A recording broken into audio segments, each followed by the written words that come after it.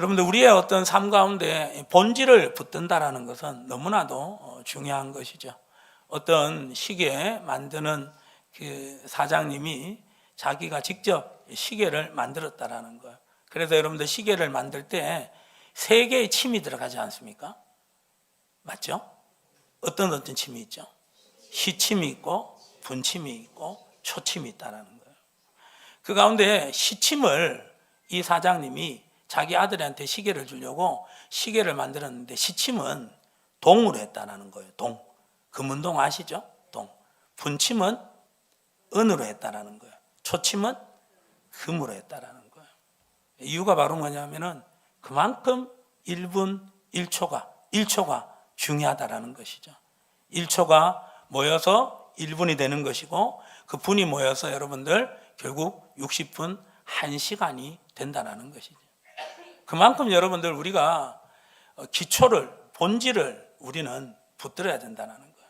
오늘날 교회가 여러분들 세상 사람들에게 어떻게 보면 칭송을 받기보다는 세상 사람들에게 좋지 않는 그런 비난을 들을 때가 굉장히 많다라는 것이죠.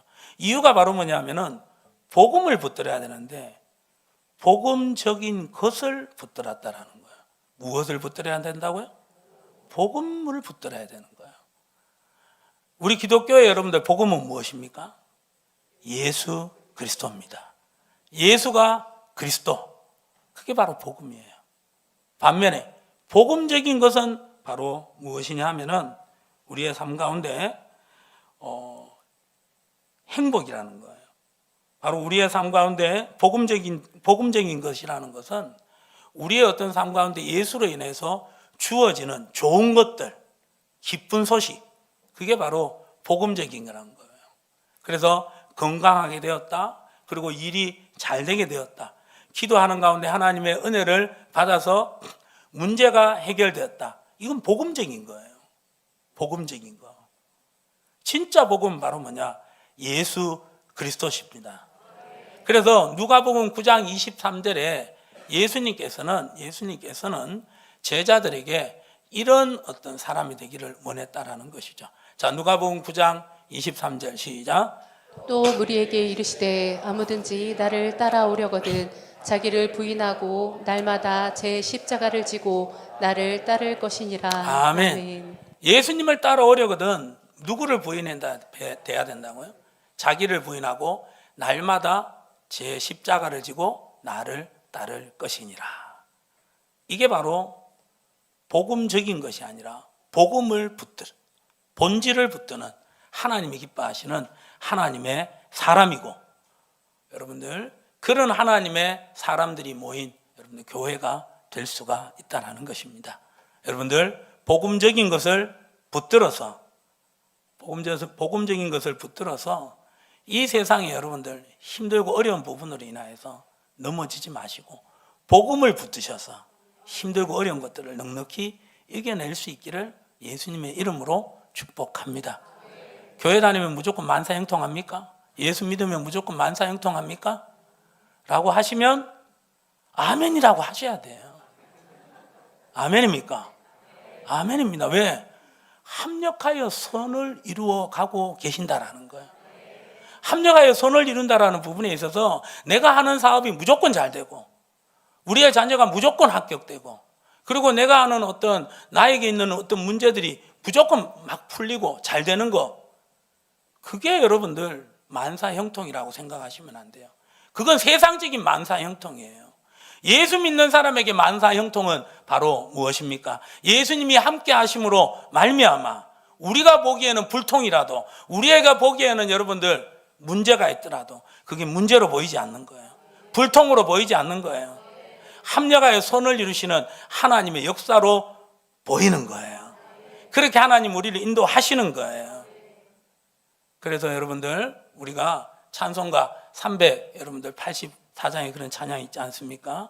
내 주 안에 있는 긍휼 어찌 의심하리요, 믿음으로 사는 자는 하늘 위로 받겠네.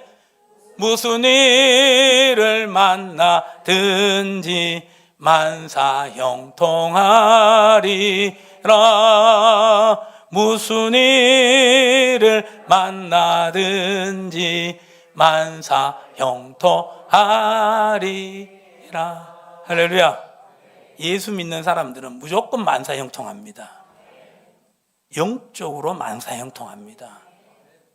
그래서 복음적인 것으로 붙들고 살아가다 보면은 우리는 판판이 넘어져요. 언제? 사업에 실패하게 될 때, 그리고 자녀들이 학교에서 떨어지게 될 때, 성적이 떨어지게 될 때, 있는 문제가 잘 안 풀리게 될 때, 우리는 여러분들 복음적인 것을 붙드는 사람들은 판판이 넘어지는 거예요. 그러나 복음이신 예수님을 붙들게 되면은 여러분들 어떤 환란이 오더라도 여러분들 거기에 넘어지지 않고 쓰러지지 않게 되는 줄 믿습니다. 왜냐하면 예수님께서 길이요 진리요 생명이시기 때문입니다. 복음을 붙들 수 있기를 예수님의 이름으로 축복합니다. 오늘 성경 본문에 보면요, 이 복음을 붙들고 승리한 이 초대교회의 모습을 보여주고 있습니다. 여러분들, 초대교회는 어떤 교회입니까? 하나님께서 성령으로 직접 역사하셔서 한 번 베드로의 한 번 설교에 3,000명이나 5,000명이나 믿게 하셔가지고 놀라운 어떤 큰 여러분들 수적인 부흥이 일어난 교회. 그래서 많은 어떤 그 이스라엘 예루살렘 사람들로부터 칭송을 받던 그런 어떤 능력 있는 교회였다라는 것이죠. 그게 바로 예루살렘 교회예요. 초대교회예요. 근데 이 초대교회에도 문제가 있다 없다? 있었다라는 거예요. 오늘 성경 본문에 보면은 1절의 말씀처럼 구제 문제로 인하여서, 남을 도와주는 부분으로 인하여서 문제가, 갈등이 일어나게 되었다라는 거예요. 자, 이런 모습을 보게 될 때 여러분들, 예수 믿는 사람은 세상적으로 말하면은 만사형통이 아니지만 하나님 편에서 보면은 만사형통입니다. 오늘 문제가 있었지만은 이 문제로 인하여서 초대교회가 무너지거나 넘어지지 않았다라는 거예요. 오늘 이 초대교회가 이 문제 부분에 있어서 함께 풀어가는 어떤 그런 모습을 보면서 복음을 붙든다라는 것이 과연 무엇인지 우리가 마음속에 새기면서 복음을 붙들고 살아가는 가운데 정말 하나님 예수님께로부터 참 나의 제자다 인정을 받는 우리 모두가 되시기를 예수님의 이름으로 축복합니다. 구제에 문제가 있었어요. 1절의 말씀에 보시면은 헬라파 유대인들이 등장하고요, 1절 후반절에 보면 누가 등장합니까? 히브리파 사람들이 등장하는 거예요. 이 히브리파 사람이라는 것은, 히브리어라는 것은 아람어를 말하는 거예요. 그러니까 히브리어를 쓰고 이스라엘 본토에서 계속해서 살았던 사람, 그런 사람들이 예수님을 믿고 초대교회 안에 들어와서 성도가 된 거예요. 그게 바로 히브리파 기독교인들이에요. 자, 이해하시겠죠? 헬라파 여러분들 기독교인들은 누구냐 하면은 그 당시에 이 이스라엘을 떠나서 어린 시절에, 젊은 시절에 소아시아 지역, 지금의 어떤 터키 지역, 그리고 또 유럽에, 또 마게도냐에, 그리스 지역에, 에게의 지역에 이렇게 흩어져서 살던 해외 동포들을 말하는 거예요. 그 사람들이 이제 노년이 되어서 이제 고국 땅으로 돌아와서 이제 고국 땅에서 노년을 보내려고 하는 사람, 그 사람들이 바로 헬라파 기독교인들이었어요. 그래서 초대교회 안에는 이 히브리파 기독교인들과 헬라파 기독교인들이 같이 어울려서 신앙생활을 하고 있었다라는 것이죠. 근데 팔은 안으로 굽는다고, 보는 사람이 또 정이 간다고, 이 히브리파 사람들이 이 교회에 들어온 구제 물품을 가지고 어렵고 힘든 성도들을 골고루 잘 섬겨야 되는데 실수가 있었던 것 같아요. 의도적인 실수였는지 아니면 하다 보니까 실수였는지 모르겠지만은 히브리파 과부들에게는 구호품을, 필요한 물품들을 잘 전달해 주는 거예요. 그런데 상대적으로 헬라파 기독교인들 중에 과부들은 그 구제의 대상에서 잘 구제를 못 받기도 하고 구제의 대상에서 제외되기도 했다라는 것이죠. 그 가운데 갈등이 생긴 거예요. 이 갈등 부분에 있어서 어떻게 보면은 이제 3절의 말씀에 보시면은 이제 일꾼들을 세우기로 결정을 합니다. 그래서 3절에 보시면은 형제들아 너희 가운데 성령과 지혜가 충만하여 칭찬받는 사람 7을 택하라. 그렇게 세운 사람들이 5절에 나오는 7 집사님들이 그렇게 세워지게 되었다라는 것이죠. 문제가 잘 해결된 것 같아요. 근데 여기에까지 결론이 나오기까지, 여기에 이렇게 결론이 나오기까지 이 초대교회가 집중한 것이 하나 있었다라는 거예요. 그게 바로 2절입니다. 자, 우리 2절 다 같이 한번 읽어봅니다. 2절입니다. 시작. 12 사도가 모든 제자를 불러 이르되 우리가 하나님의 말씀을 제쳐놓고 접대를 일삼는 것이 마땅하지 아니하니. 이 초대교회 리더들은 이 예루살렘 교회 안에 히브리파 사람들과 이 헬라파 사람들 사이에 구제 문제로 다툼이 일어났던 어떤 문제를 행정적으로 보지 않았어요. 뭔가 어떻게 보면은 절차상의 문제가 일어났다. 그래서 어떻게 보면 좀 편파적으로 공정하지 못하게 구제 문제가 일어났으니까 일꾼을 세우면 되겠다. 그렇게 해서 일꾼이 세워진 게 아니었어요. 그 근본 원인을 깨닫는데 그 근본 원인이 바로 2절의 말씀처럼 초대교회가 무엇을 제쳐줬다라는 거예요? 말씀을 제쳐줬다라는 거예요. 말씀을 가벼이 여겼다라는 거예요. 말씀 중심에 서지 않았다라는 거예요. 그래서 무슨 문제가 일어났다? 구제 문제가 일어났다라는 거예요. 마음이 좋으면요, 모든 게 다 용서가 돼요. 우리의 사랑하는 자녀가 뭔가 실수가 있고 허물이 되면 무조건 용서가 돼요. 그러나 여러분들, 남의 자녀가 실수하고 허물이 있고 손해를 끼쳤다? 그러면 여러분들 잘 용서가 안 된다라는 거예요. 결국은 이 마음의 문제였는데 이 마음 안에 있어야 될 것이 제대로 성도들 마음속에 없는 가운데 이런 여러분들 구제로 인한 문제가 생겼다 진단을 한 거예요. 이 진단이 정말 하나님께서 기뻐하시는 진단이었어요. 그 증거가 바로 뭐냐? 7절의 말씀입니다. 다 같이 한번 7절 읽어봅니다. 시작. 하나님의 말씀이 점점 왕성하여 예루살렘에 있는 제자의 수가 더 심히 많아지고 허다한 제사장의 무리도 이 도에 복종하니라. 할렐루야. 뭐가 여러분들 왕성해졌다고요? 말씀이 왕성해졌다라는 거예요. 말씀을 제쳐두는 가운데 구제로 인한 문제가 일어났는데 그 여러분들 구제 부분에 있어서 행정적인 절차로 그 문제를 해결하려고 하는 것이 아니라 말씀에 집중했다라는 거예요. 그 가운데 말씀에 집중해서 일꾼을 세웠고 그렇게 나아가는 가운데 7절의 말씀처럼 말씀이 점점 왕성해졌다라는 거예요. 구체적으로 말씀이에요. 2절에 초대교회 성도들이 제쳐두었던 그 말씀이 7절에 왕성해졌다라는 거예요. 그 가운데 제자의 숫자가 많아졌다라는 거예요. 오늘 본문에 보면은 성도의 숫자입니까? 제자의 숫자입니까? 제자의 숫자입니다, 여러분들. 초대교회는 여러분들 제자들의 공동체였다라는 거예요. 제자들이 어떤 사람들입니까? 자기를 부인하고 자기에게 주어진 십자가를 지고 가는 사람. 복음에 사로잡힌 그 제자들이 숫자가 늘어났다라는 거예요. 교회사적으로 성도가 예수 믿는 사람들이 가장 폭발적으로 늘었던 날때가 언제냐면은 기원 후 313년이에요. 자, 여러분들, 기원 후 313년에 기독교와 관계된 놀라운 일이 로마에서 일어났는데 혹시 그 일이 뭔지 아세요? 예, 313년 기억하세요. 교회 다니는 성도 정도 되면. 빌라노 칙령이 있었는데 콘스탄티누스 대제가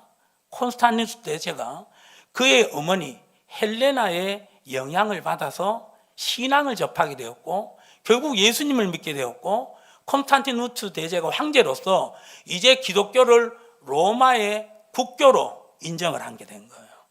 그러니까 모든 로마 사람들은 전부 다 주일이 되면 종치면 어디로 가야 되는 거예요? 교회로 다 가야 되는 거예요. 그러는 가운데 정말 그런 일들이 벌어졌어요, 여러분들. 주일날마다 모든 로마인들이 전부 다 황제의 명령이에요. 그 당시 황제의 명령은 신의 명령과 똑같다라는 거예요.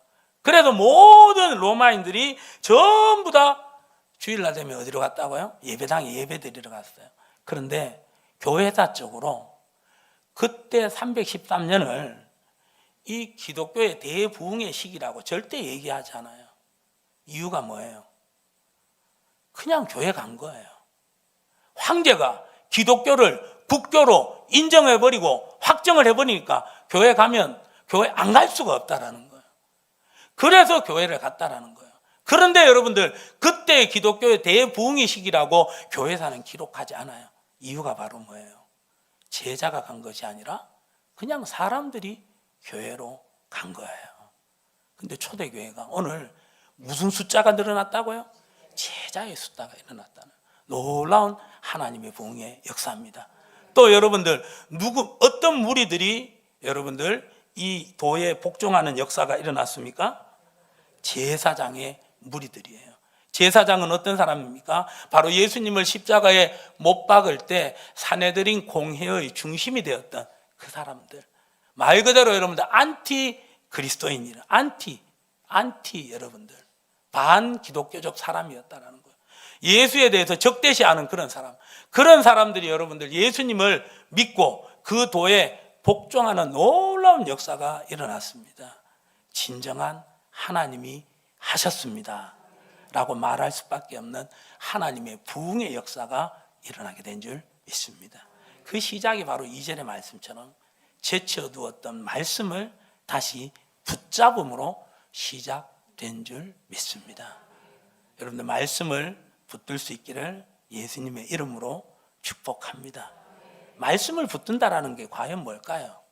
말씀을 많이 암송하는 것일까요? 말씀을 많이 읽는 것일까요? 말씀을 붙잡는다라는 것은, 말씀을 제쳐두지 않고 말씀을 다시 붙잡는다라는 것은 어떤 의미냐면은 먼저 그의 나라와 그의 의를 구하는 마음이라는 거예요. 오늘 여러분들 어느 정도 이 초대교회가 말씀을 간절히 붙들었냐면요, 오늘 이 초대교회가 이 구제로 인하여서 문제가 일어났을 때 말씀에 집중하는 마음으로 누구를 세우기로 했어요, 여러분들? 행정적으로 이 구제의 문제를 잘 감당할 수 있는 7 집사님들을 세우기로 결정을 했어요. 그죠? 자, 그 7 집사님들의 이름이 5절에 나옵니다. 자, 다 같이 한번 읽어보도록 합니다. 온 무리가 이 말을 기뻐하여 믿음과 성령이 충만한 사람, 스데반과 또 빌립과 브로고로와 니가노르와 디몬과 바메나와 유대교에 입교했던 안디옥 사람 니골라를 택하여. 네, 아멘. 여기에 여러분들 스데반 집사님은 다 아시죠? 빌립도 알고요. 그 다음에 브로고로와 니가로와 디몬과 바메나와 유대교에 입교했던 안디옥 사람 니골라. 자, 여러분들 전부 다 이름이 보면은 히브리식 이름이 아니에요. 헬라식 이름이었다라는 거예요. 그래서 이거 지금 여러분들 초대교회가 이 구제 문제를 해결하기 위해서 지금 헬라파 유대인들을 7 집사님으로 뽑았다라는 거예요. 일꾼으로 뽑았다라는 거예요. 이건 여러분들 엄청난 일이에요. 여러분들 그 당시 초대교회는 여러분들 히브리파 기독교인들이 많았겠습니까? 헬라파 기독교인들이 많았겠습니까? 헬라파 기독교인들은 여러분들 제외동포예요. 제일동포고, 제미동포고, 제러동포고, 제불동포고, 제독동포고. 그래서 여러분들 그 사람들이 아무리 많이 들어와 봤자 기존에 여러분들 그 오래 이스라엘에 살아서 예수님을 믿고 기독교인이 된 성도들의 숫자에 비해서는 너무나도 턱없이 모자라는 부분이에요. 그런데 그 초대교회의 주류를 이루고 있었던 히브리파 기독교인들이 자기의 자리를 누구에게 양보한 거예요? 헬라파 기독교인들에게 양보한 거예요. 이게 그냥 여러분들 된 게 아니에요. 얼마든지 히브리파 기독교인들이 이 구제 부분에 있어서 우리가 구제하다가 잘못되었으니까 우리 잘못 인정한다 그러면서 일꾼들을 뽑는 부분에 있어서 그래도 이 초대교회 안에는 히브리파 기독교인들이 많기 때문에 비율을 7명 뽑는 부분에 있어서 히브리파 기독교인 4명의 일꾼을 뽑고 3명은 헬라파 기독교인 일꾼을 뽑자, 얼마든지 그렇게 주장할 수 있었어요. 그런데 그렇게 주장하지 않았어요. 모두 다 헬라파 기독교인들을 세웠다라는 거예요. 그리고 이 일에 대해서 이 초대교회 성도들이 아무런 반발을 했다라는 내용이 안 나오는 거예요. 이게 바로 뭐냐면은 그만큼 하나님의 말씀에 집중했다라는 거예요. 얼마든지 히브리파 기독교인들이 자기의 기득권을 주장하면서 얼마든지 여러분들 4명 하자, 이렇게 7명 다 뽑는 것은 올바르지 않다, 1명이라도 2명으로 다시 하자, 그러면서 얼마든지 여러분들 반발할 수 있는 모습이었어요. 그런데 그들은 반발하지 않았어요. 이유가 뭡니까? 자리에 연연하지 않았어요. 자리에 연연하지 않았어요. 그들이 집중했던 것은 무엇이었습니까? 말씀을 집중했던 것입니다. 말씀에 집중하니까 자리가 문제가 안 되는 거예요. 자기들 어떤 기득권, 이게 아무런 문제가 되지 않았다라는 거예요. 이게 말씀에 집중하는 초대교회 성도들의 모습이었고, 이 모습에 하나님께서 초대교회 성도들이 바른 결정을 했다고 인정해 주면서 말씀이 더욱더 왕성해지는 역사 가운데 제자의 수가 많겠고, 허다한 제사장의 무리, 절대 예수님을 믿지 않고 절대 예수님을 핍박했던 그들이, 바울과 같은 사람들이 예수님을 믿고 그 도에 복종하게 되는 놀라운 역사가 일어나게 된 줄 믿습니다. 이게 하나님의 말씀을 붙드는 성도의 모습이에요. 2가지가 아니에요. 3가지가 아니에요. 말씀하고 이것, 말씀하고 저것 아니에요. 오직 말씀이었다고요. 하나님의 말씀을 오직으로 바라보시고 믿고 따라갈 수 있기를 예수님의 이름으로 축복합니다.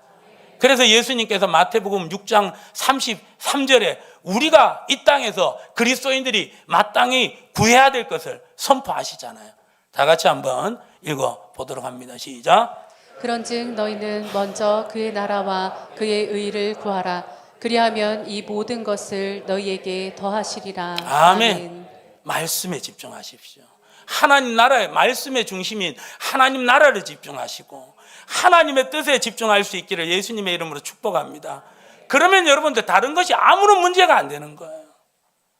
우리 교회는 이제 교회가 시작된 지 만 5년을 이제 7월 달에 지났고, 이제 우리는 만 6년째 지금 접어들고 있습니다. 장로님이 한 분도 안 계십니다. 그래서 우리는 이제 장로님을 세워야 되고요. 장로님을 세우는 동시에 안수 집사님들을 더 이제 세워야 되고, 권사님들도 세워야 되는 그런 어떤 시간이 서서히 다가오고 있는 가운데 있습니다.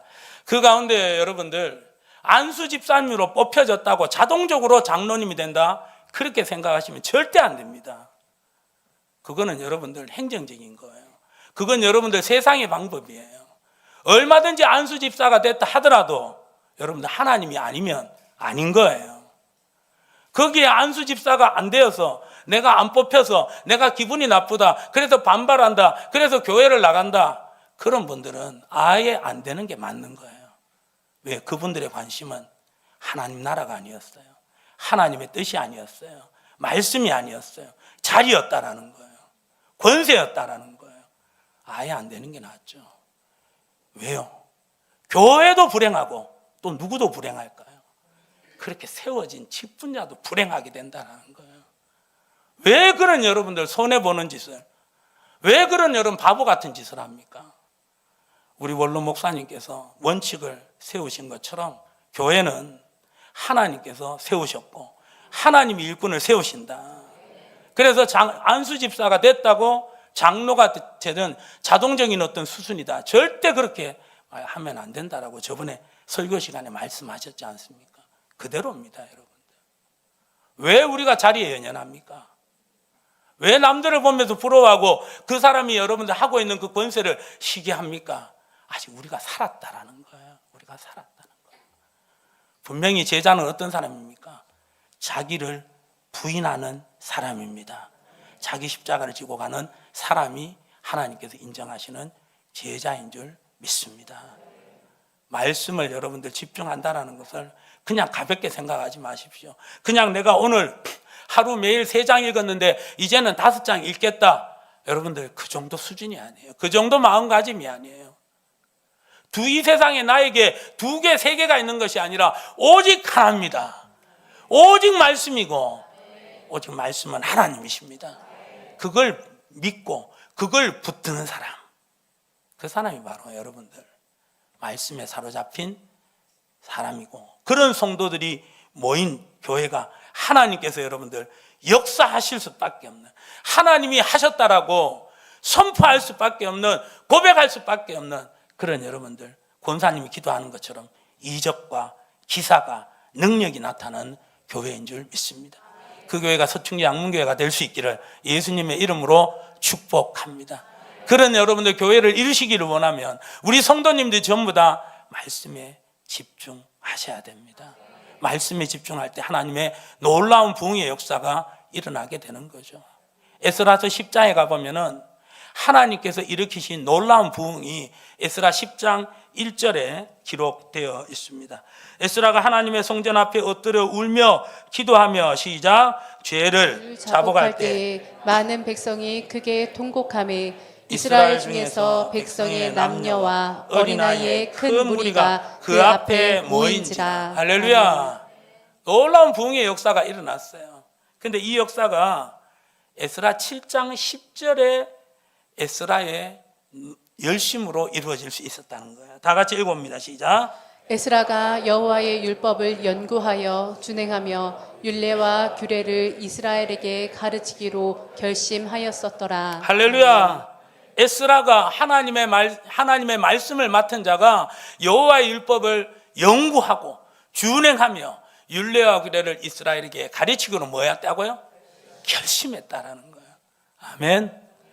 교회는 말씀이 있어야 됩니다.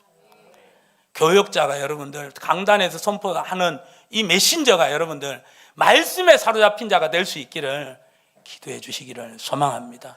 그래서 이 말씀을 보고 저도 결단합니다. 하나님의 말씀을 연구하고 하나님의 말씀을 여러분들 집중하는데 더욱더 전념하기로 저도 결단합니다.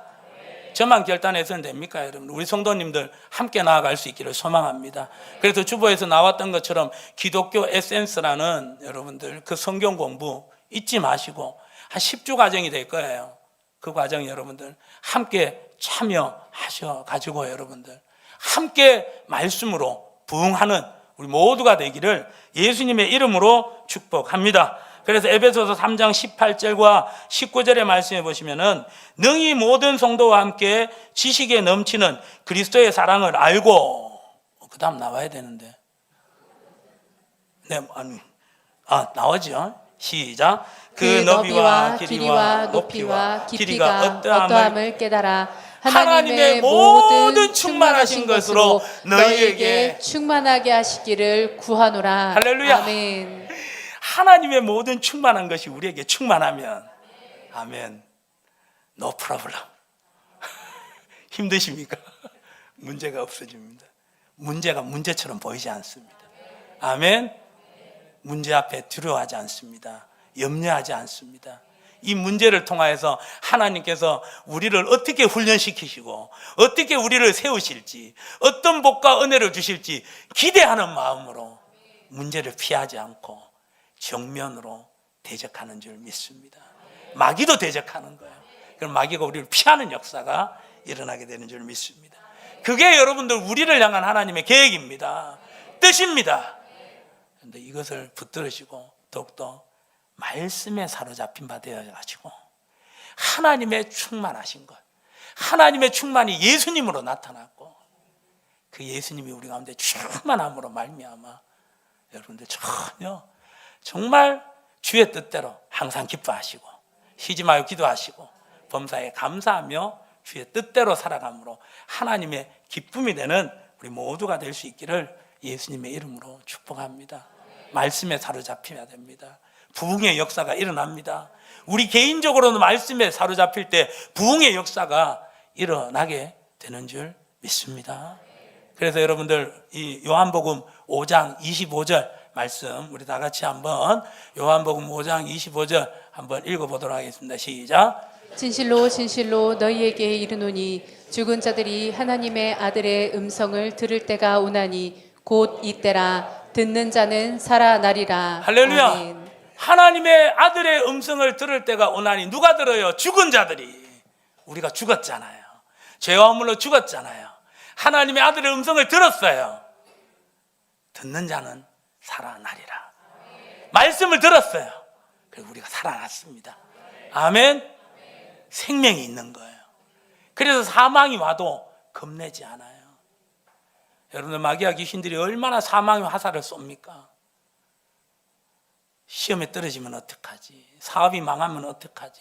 실제로 시험에 떨어지기도 하고 사업에 망하기도 하고 되는 일이 잘 안 되기도 하고 문제가 생기기도 하고 가정에 무슨 문제가 생기기도 하고, 이런 여러분들 사망의 문제들이, 사망의 화살들이 얼마나 많이 날라옵니까?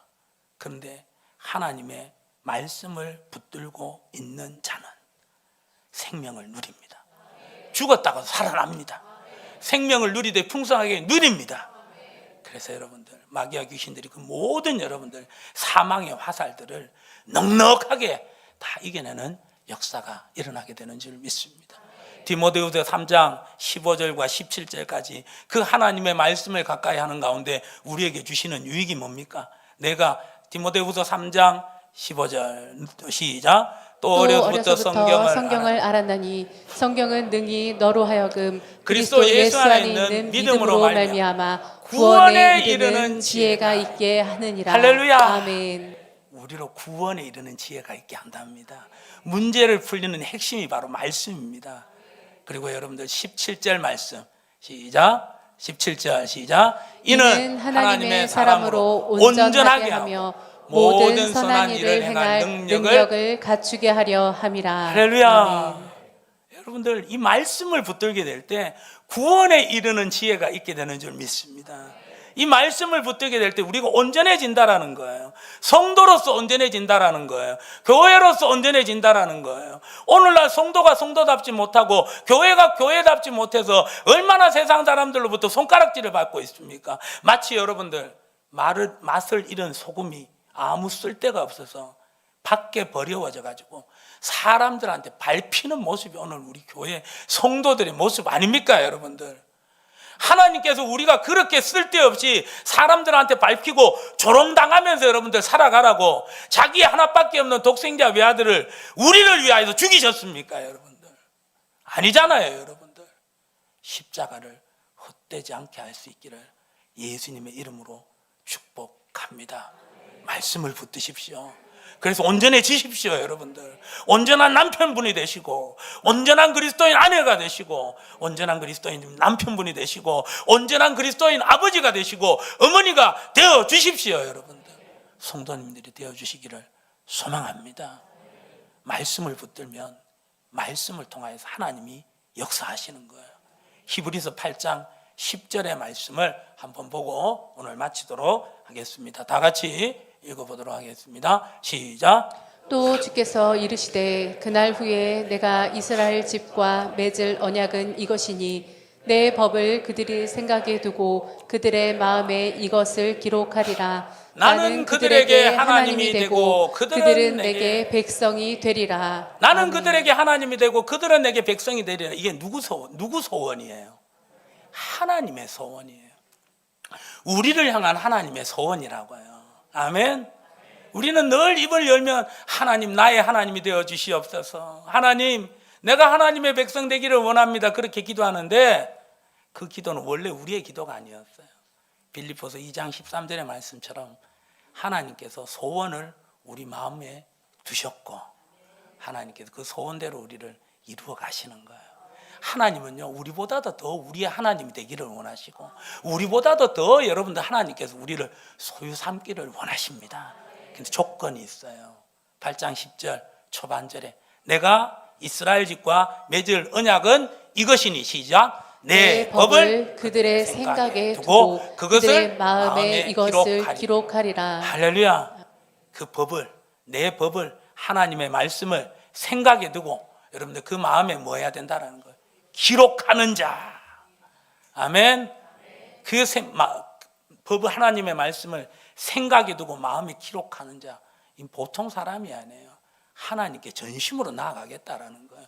오직 하나님의 나라와 그의 의를 구하겠다라는 거예요. 아멘. 그 심령에 여러분들 하나님께서 역사해 주시고 하나님의 소유 삼아 주시는 거예요. 우리의 하나님이 되어 주시는 거예요. 그래서 우리를 온전케 하시는 거예요. 선한 일을 행할 수 있는 능력을 가지게 해주시는 줄 믿습니다. 또한 우리에게 시마다 때마다 말씀으로 구원으로 인도해 주시는 줄 믿습니다. 한 어머니가 아들을 때문에 상담하러 나왔어요. 6개월 동안 여러분들 아들이 방에서 나오지를 않는다는 거예요. 엄마 얼굴을 보기 싫어하는 거예요. 그 사연이 있겠죠. 그 사연이 바로 뭐냐면은 이 아들이 보는 앞에서 엄마 아빠가 많이 다투게 되고 결국은 이혼은 아니지만 별거 상태로 들어간 거예요. 아들의 마음에 상처가 너무 큰 거예요. 그 가운데 별거 중에 이제 아이들이 군대 가게 되어서 군대를 갔어요. 근데 별거 기간이 너무 오래 지나다 보니까 여러분들 소식이 너무 뜸하잖아요.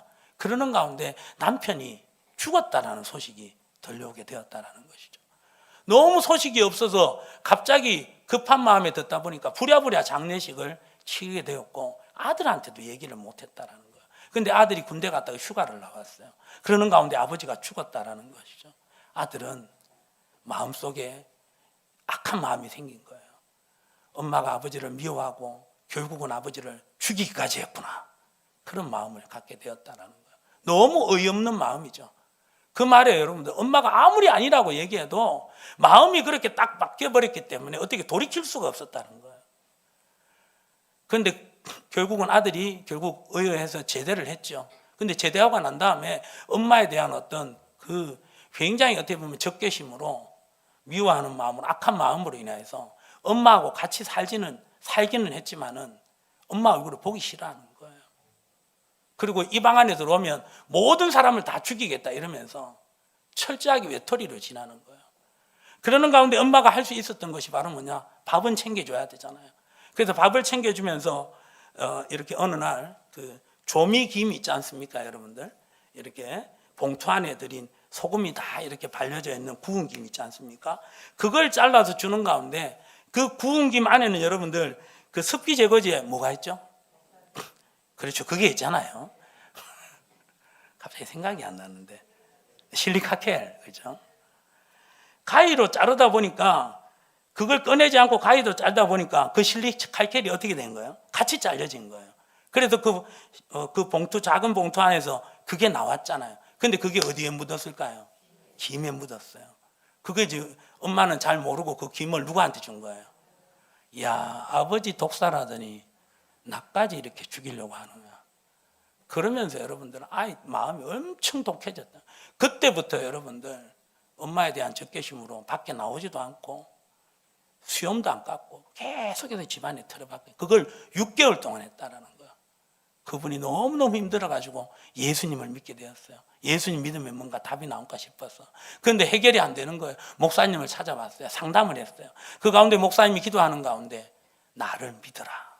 그 말씀을 주시길래 말씀밖에 없다. 그래서 목사님이 A4지에 39절의 말씀을 줬다라는 거예요. 어머니, 매일마다 한 구절씩 아이 밥상에 올려주십시오. 하루에 한 끼 정도 먹으니까. 그래서 어머니가 그렇게 했대요. 제일 처음에는 그 종이를 그들도 보지 않았다라는 거예요. 그런데 어느 날 순간 그 종이가 쓰레기통에 버려져 있더라는 거예요. 봤으니까 버려졌었겠죠. 그런데 시간이 지나가니까 그 종이가 식탁 위에서 없어졌다라는 거예요. 아이가 그걸 방으로 갖고 들어간 거예요. 시간이 지나다 보니까 아이가 면도한 흔적이 있더라는 거예요. 방에서 나왔다라는 거예요. 그리고 시간이 지나서 엄마하고 이제 같이 밥을 먹는다라는 거예요. 그러는 가운데 아이가 엄마에 대한 모든 오해를 풀었다라는 거예요. 그리고 결국 교회까지 함께 나와서 신앙생활을 함께하게 되었다라는 것이죠. 말씀은 하나님입니다. 말씀은 하나님입니다. 말씀이 역사하십니다. 여러분들 이게 바로 말씀의 능력이고 이 말씀의 능력이 여러분 우리를 변화시켰습니다. 구원받게 하신 줄 믿습니다. 이 말씀의 능력으로 다시 재무장할 수 있기를 예수님의 이름으로 축복합니다. 이제는 여러분들 이 세상에서 우리가 바라봐야 될 것이 우리의 붙잡아야 될 것이 2개, 3개가 아니라 오직 하나이기를 소망합니다. 말씀이기를 소망합니다. 그래서 먼저 그의 나라와 그의 의를 구하라. 그리하면 이 모든 것을 너희에게 더하여 주시리라. 성경의 말씀이 아니라 그 말씀이 살아서 우리의 삶 가운데 이루어지는 살아있는 하나님으로 만날 수 있기를 예수님의 이름으로 축복합니다. 말씀으로 충만하게 하여 주시옵소서. 예수로 충만하게 하여 주시옵소서.